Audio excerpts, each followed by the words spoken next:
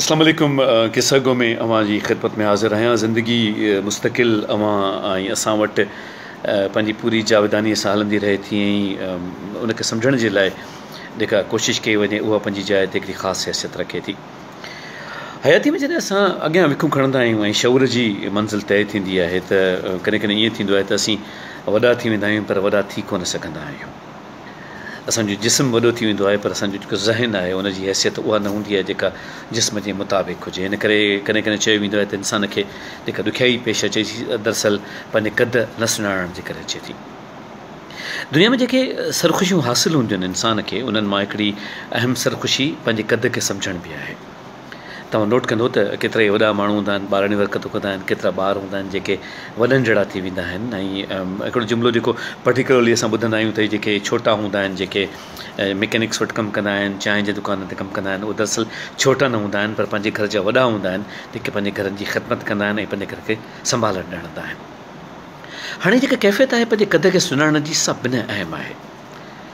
मिसाल ॾाढा अजीबन पर मां हमेशह अव्हां सां मज़द करे पोइ ॻाल्हाईंदो आहियां त मिसाल तौरु जेकॾहिं गौर कयूं त जेकॾहिं कंहिं फैमिली में वालिद साहिबु गुज़ारे वञे थो त उनजी सॼी जेका कथा आहे सा वॾे जी ॻिचे में छो थी पवे। जेकॾहिं वालिद साहिबु गुज़ारे वियो आहे त रुॻो वॾे भाउ जो कोन गुज़ारे वियो आहे, भेणुनि जो भाउरनि जो सभिनी जो गुज़ारे वियो आहे। पर तव्हां ॾिसंदो त हिकिड़ो माण्हू आहे जेको सॼो कुझु करे पियो थो, सॼी कोशिशि करे पियो थो, उनजूं निंडूं आराम थी वियूं आहिनि डोड़ी डोड़ी ऐं ॿियनि जा साॻिया रुटीन आहिनि, साॻिया सुता पिया आहिनि, साॻियो आराम कनि था, साॻी हैसियत माणीनि था। छा वालिद साहिबु रुॻो हिकिड़े माण्हू जो रुख़सत थियो आहे? पर असीं इहो ज़िंदगी में ॼाणूं था त अहसासु उहा शइ आहे जेका महसूसु करण सां थींदी आहे।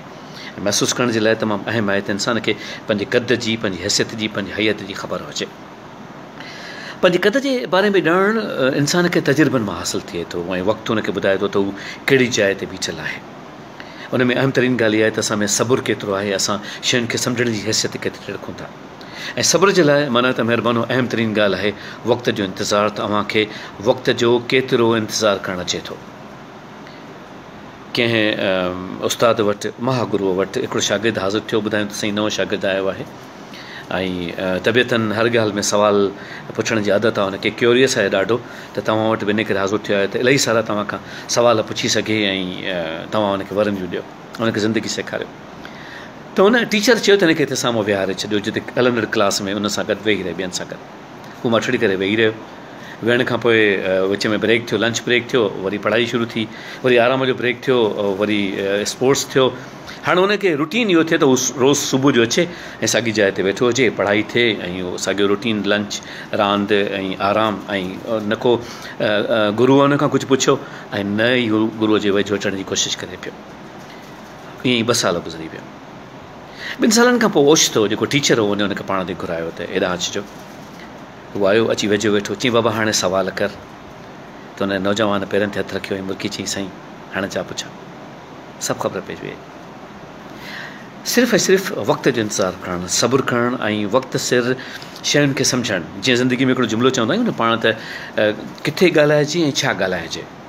हाणे इहो कदु आहे, माण्हू किथे गुफ़्तगू करे ऐं कहिड़ी गुफ़्तगू करे।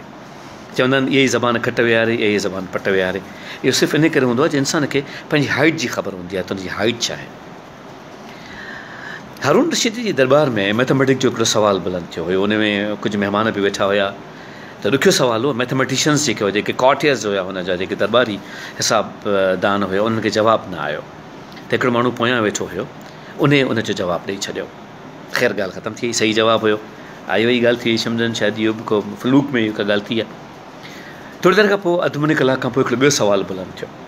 त जॾहिं ॿियो सुवालु बुलंद थियो त वरी सभिनी मैथमेटिशियन खां पुछऊं, जवाबु न आयो। त हू जेको पोयां वेठो उन वरी उहो जवाबु ॾिनो, एक्ज़ेक्ट जवाबु ॾिनो। बादशाह हुनखे अॻियां घुरायो ऐं चयईं त तव्हां छा कंदा आहियो? चई मां स्कॉलर आहियां, मैथमेटिशियन आहियां। चई जॾहिं तूं एॾो वॾो आलिम आहीं, ईअं शयुनि खे ॼाणी थो त तूं पोयां छो वेठो हुएं? त हुन अर्ज़ु कयो त क़िबला मां हमेशह पोयां खां अॻियां ईंदो आहियां, अॻियां खां पोयां न वेंदो आहियां। तव्हांखे हाणे जेको पुछिणो आहे तव्हां पुछो, मां हाणे अॻियां अची वेठो आहियां। कदु आहे, कदु आहे, मुंहिंजो कदु केतिरो आहे। मां हिकिड़ो टीचर आहियां, मुंहिंजो कदु केतिरो आहे। मुंहिंजो कदु ओड़ो हुअणु घुरिजे जेके मुंहिंजा शागिर्द फॉलो कनि, हुनखे ख़बर पए मुंहिंजे टीचर जी हाइट ई आहे। माफ़ी सां अर्ज़ु कयां थो, ज़िंदगी में नुक़सान इन करे थियनि था जो असां पंहिंजे कद खे प्रॉपरली ज़ाहिर नथा करे सघूं। जॾहिं प्रॉपर न हूंदो आहे त पोइ असांजो जेके पोयां ईंदा आहिनि उन्हनि खे असांजे कद मापण में ॾुखियाई थींदी आहे। हिकिड़ो मिसाल ॿियो बि ज़हन में अचे पियो। चीन जी हिकिड़ी कहावत आहे त हिकिड़ी ख़ातून खे का नौजवान ख़ूबसूरत नियाणी हुई जंहिंजे संग जी तलाश हुई। सो हुन इंटरव्यू पे कया जेके बि संग जे लाइ उम्मीदवार अचनि पिया, त हर उम्मीदवार खां हुन हिकिड़ो सुवालु पे कयो त तोखे हवा जे रुख जी ख़बर आहे? हाणे जेको अचे उहो ॿुधाए त हा अॼु उत्तर जी हवा आहे, अॼु ॾखण जी हवा आहे, अॼु हवा कोन्हे। हिकिड़ो माण्हू आयो, जीअं ई ख़ातून हुन खां पुछियो तोखे हवा जे रुख जी ख़बर आहे? हुन अखियुनि में अखियूं विझी ॾिठो ऐं मुर्की चयईं हा मूंखे हवा जे रुख जी ख़बर आहे। कुराड़ी चयो नियाणी तुंहिंजी थी, शादी करे वठ।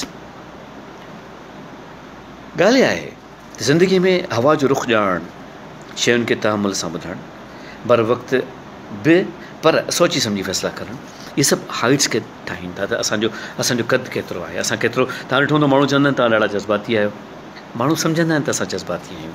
इहो इन करे जो असां वटि शायदि तहमुल न हूंदो आहे, शायदि वक़्तु सिर उहा शइ न हूंदी आहे जेका असांजे इंटरनल कोर खे, असांजे कद खे उन्हनि ते ज़ाहिर करे सघे।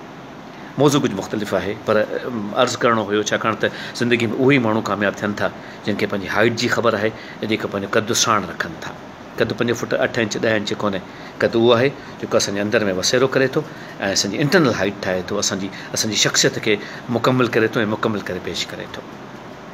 परवरदिगार अवां सभिनी खे दामे दरमे करमे सुखने सिर्फ़ु पंहिंजो मोहताज रखे, जिते बि हुजो ख़ुशि हुजो, शादी आबाद हुजो। फ़ी अमान अल्लाह, इंशाअल्लाह वरी मिलंदासीं। अल्लाह जे हवाले।